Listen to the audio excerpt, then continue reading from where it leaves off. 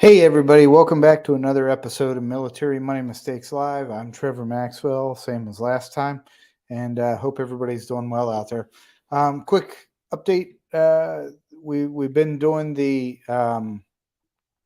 beta cohort now for a couple of weeks, and that's been going really good. We're starting to look at opening up opportunities, doing interviews for people who want to participate in the next cohort, which will probably begin sometime in the summer. But I'm going to go ahead and drop the link to that here in the comments. If you want to check that out, feel free. Set up a call with me, see if it's a good fit for you. But so far, the feedback has been good. Got some good participation in the beta cohort, and just figuring things out every day, like how to make it better, and bring more value to the people who participate. So that's on our insiders portal. If you haven't checked that out yet either, I will. I'm going to send an invite out right now for this. Um, but definitely a cool thing, something Scott set up a while back. And let me get on here and drop this here in the comments. And there we go. No, that's not it. uh, so if you do want to check it out, let me see if I can get that to copy over from my laptop.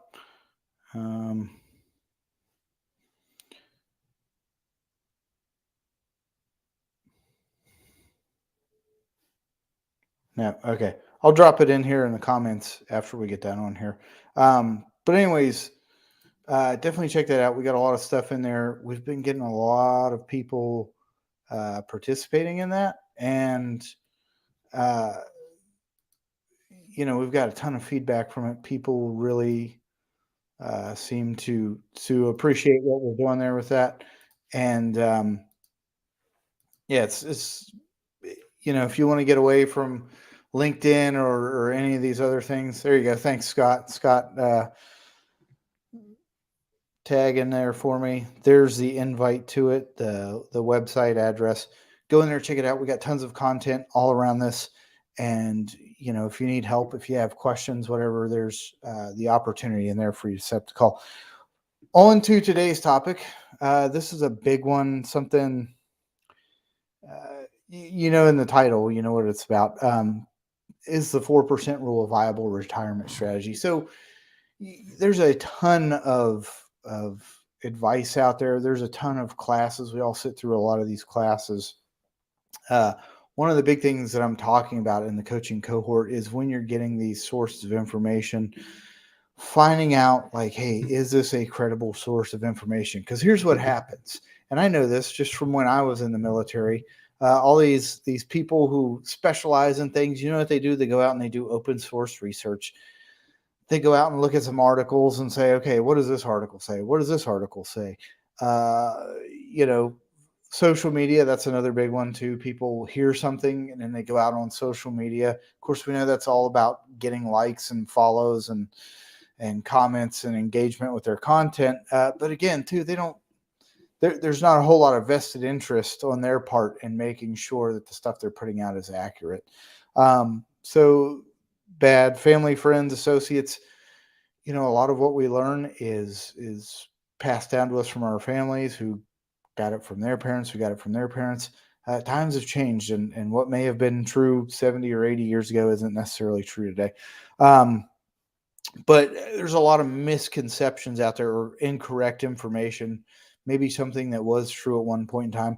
One of the biggest is the 4% rule. And so when you talk to most people and you ask them what the 4% rule, they say, oh, yeah, that's the amount of money you're supposed to take out of your retirement account, right? Well, I can't even. I'm going to begin to talk a little bit about some of the things that are wrong with what's talked about with the 4% rule out there, um, and then we'll dive a little deeper into it, like where that came from and why that isn't necessarily the best option for you, or it shouldn't be your strategy for funding your retirement. So yeah, when you tell them that, they say, "Oh yeah, you take 4% out of your retirement every year, right?"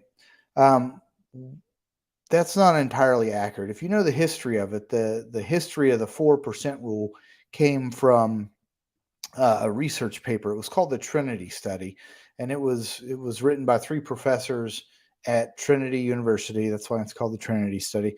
But they went back and they looked and they said, "Hey, let's look at, like, based on the worst time in recent history to retire, like how much money could you comfortably withdraw uh, out of your retirement accounts and still be able to not run out of money." So some of the other criteria they looked at, they were looking at a portfolio mix of, really it's based on a portfolio mix of 60% stocks and 40% bonds. And that was really like, yeah, you can comfortably withdraw 4% of your assets with a high degree of confidence that you won't run out of money over a 30-year period. So now you can see there's already more to it than that, right?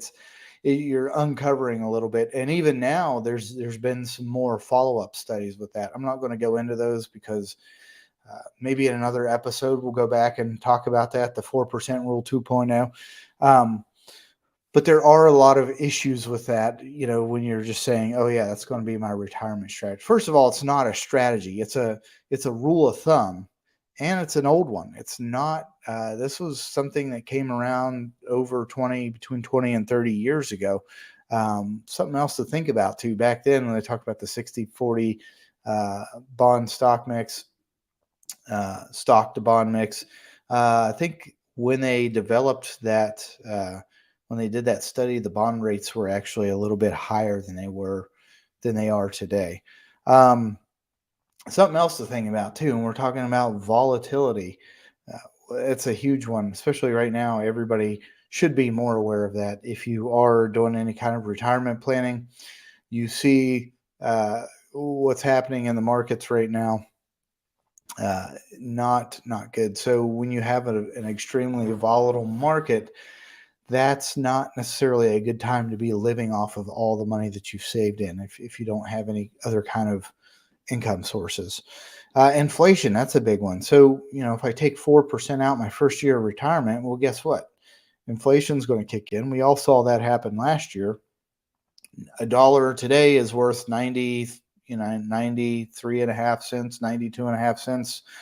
I think, what was it, 8.7 last year? So a dollar today would be worth 91.3 cents tomorrow, right? Well, that 4% isn't going to have the same buying power if you're going to need to increase that. Well, what if that's more than 4% of whatever you have inside your account? So that's a huge problem that I kind of see with that is you need to make sure that you have enough income. Uh, and with inflation being what it is right now, and who knows, now the federal government kind of has it in their head like, oh, we can just print more money if we need to buy more things, right? What could go wrong with that? Well, we've already seen what can go wrong with that. Um, the other piece, sequence of returns risk, right?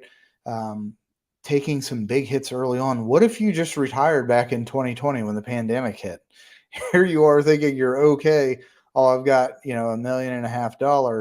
And then at the end of the year, you've only got $1 million.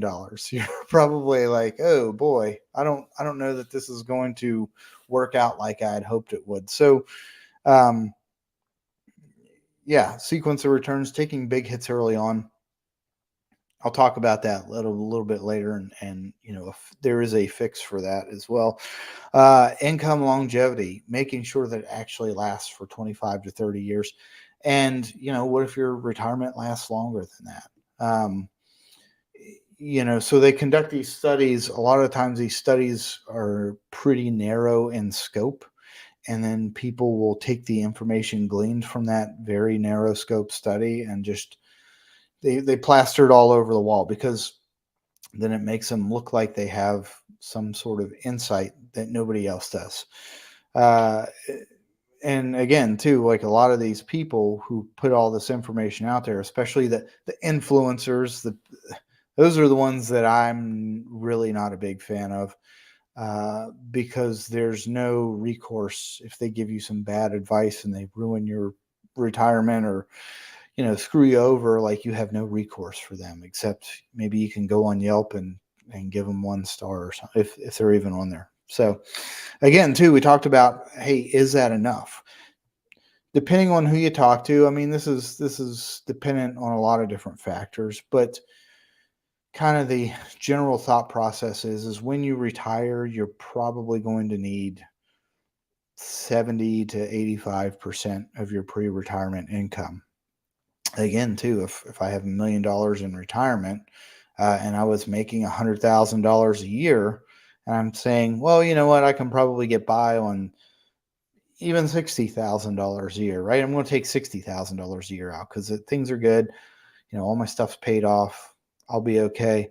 Well, guess what? There's still a pretty big delta between the 40,000 that you can comfortably take out of your retirement and the $60,000 that you need to pay for everything. So I don't know. I'd have to actually go talk to the guys who did the study and get some more insight into their thought process on that, because again, too narrow scope. When you get to the point where you have to start taking RMDs out, well, what if your RMDs, your required minimum distributions, right now, age 72, I think Secure 2.0, for somebody my age, I'll be 43 here soon. It'll be 75 when it comes time for me to have to take, or at least as the law is right now. I won't have to take my RMDs out until 75. Well, what if that's more than 4% of whatever I have in there? Uh, it could, as you get older, like the amount continue, if your assets grow, you're getting older, the amount that you have to take out could potentially be more than you were planning on. And then here's another big one too that's really becoming an issue. We're going to talk about this in a few weeks. Long-term care. Long-term care is a huge thing, and I think, I've read some articles about this. I think in the future, this is going to become a very big issue, that some people are going to, it's going to catch them in the back end because they're going to get caught off guard with this. Long-term care, I'll go through all the stats when we actually talk about long-term care. But, if you look at right now, the average cost of long-term care, could be 6 to 8,000 a month. Well, what do you think it's going to be in 20 or 30 years from now? It's going to be a lot higher. And if you don't qualify for some kind of other benefit program like Medicare, Medicaid, guess what? You're going to have to pay for that stuff. And if you're paying 8 to 10,000 or 15,000, depending on whatever type of care you get, you're paying 10 to 12,000 a month. That's probably a lot more than, for most people, it's going to be more than 4% of whatever they had saved up over the years. And as you get older, guess what? Like, those medical costs are going to get increasingly higher. So that's something you definitely want to think about. And have a plan in place to pay for long-term care. We'll talk about that when we get towards some of the solutions, potential solutions here. There are other ways to pay for long-term care rather than paying straight out of your pockets. Taxes, that's another big one too. Obviously, I think the consensus amongst most of the people that I've talked to is that taxes really can't get lower than what they are right now. When you look at some of our, our debt, the cost of some of these social programs that could potentially go broke within the next 10 to 12 years. I've got a really good one next week. I'll tell you about it. It's an article that made me really mad this week that I read about.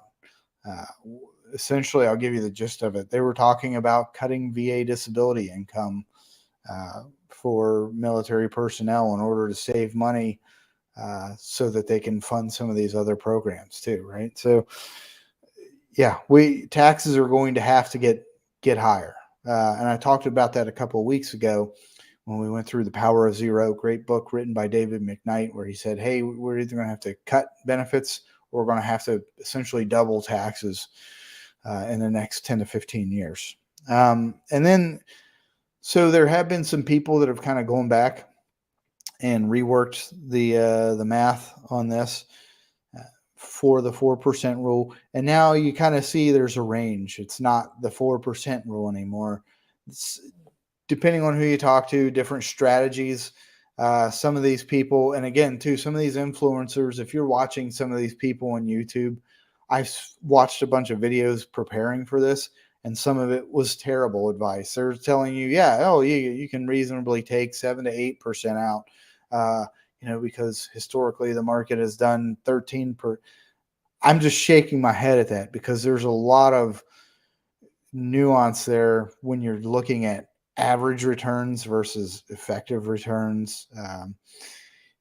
When we account for things like market downturns, sequence of return risk, volatility, there's just a lot of bad advice going out there. But these people do a very good job of presenting themselves as somebody who knows what they're talking about, and they just know how to market it. They know how to get their face out there and get lots of views. And it's sad too, because some of these videos literally had millions of views, and I was just shaking my head watching them like, oh my God. So, some of these evaluations out there, some of them are saying, hey, it's actually closer to 3% now, based off of, historical market performance and the way some things are going. The fact that you may or may not have reduced Social Security benefits when you retire. And some people are saying, you know what, it's as high as 5% now. So it just depends on who you talk to. 4% is still kind of the mean, but hopefully I've done a good job of communicating some of the problems with just saying, yeah, I'm going to take 4% out. So just to recap that, right? It is a rule of thumb. It is an old rule of thumb. There's a lot of issues that I could see there, that things that could potentially go wrong, like, extreme volatility, higher than anticipated inflation back when the study was done. I don't know that inflation was as bad as it was last year. Hopefully next year won't be as bad as last year. The sequence of returns risk, taking some big hits early on, like anybody who's retired over the last couple years, or anybody who retired back in 2008 experienced, having those big hits early on can be pretty devastating to your plan. Having the income longevity, like what if you live longer than 30 years into your retirement? What if the money you're taking out isn't enough? What if you need long-term care? What if taxes go up? What if taxes double over the next few years? We already know there's a plan to push taxes, and I know they say it's just for, that's the part of the problem. Is a lot of politicians say, oh no, this is only going to affect the 1%. Well, a lot of the times those people are smart enough to hire really other smart people to figure out ways to shield their assets from taxes. Most of us in the middle class, assuming there will be another middle class here in the next 10 years, don't have that.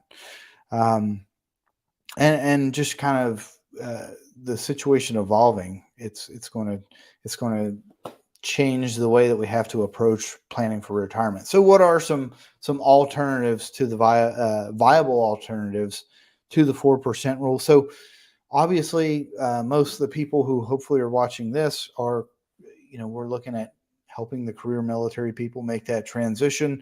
You're going to have the pension. You're going to have some, hopefully, VA disability.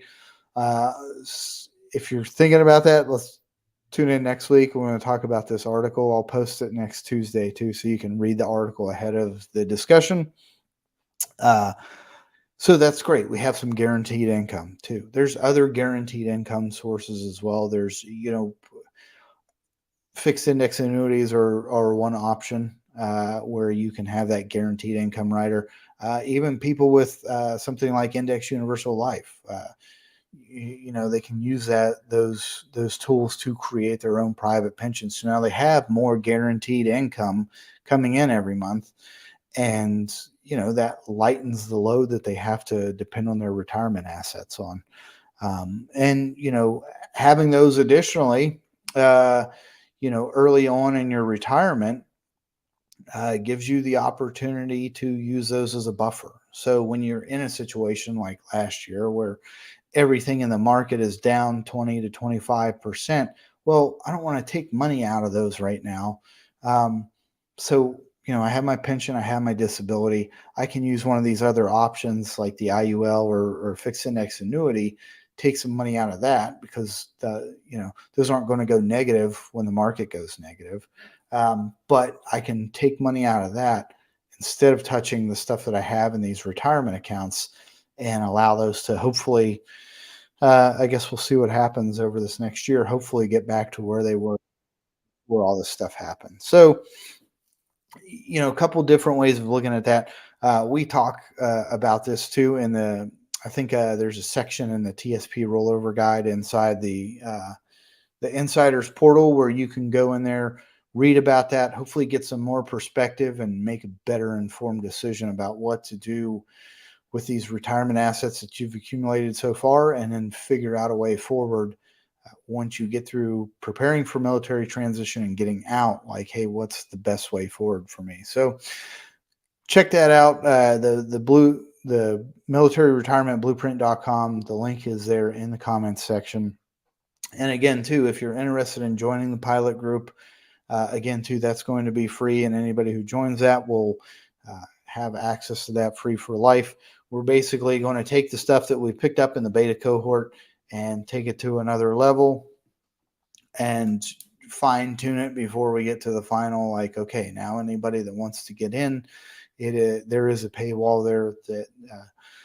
But we want to make sure that it's worth the money that you're paying before that starts happening. So appreciate everybody participating, checking it out. Next week we're going to talk about this article from the central budgeting office where they were talking about, hey, maybe we can cut people's VA disability income in order to save a few $100 billion to pay for some of these other social programs that are out there. So check us out next week. It'll be on there next Friday at 1 p.m. And make sure you follow us on here. We're here every Friday at 1. Something else I want to throw out there too. If you do have questions, send those to me. DM me on LinkedIn, and we'll go through those. I'd like to start setting that up maybe once a month where I just go through and do FAQs for people. So appreciate everybody checking us out, and we'll see you next week.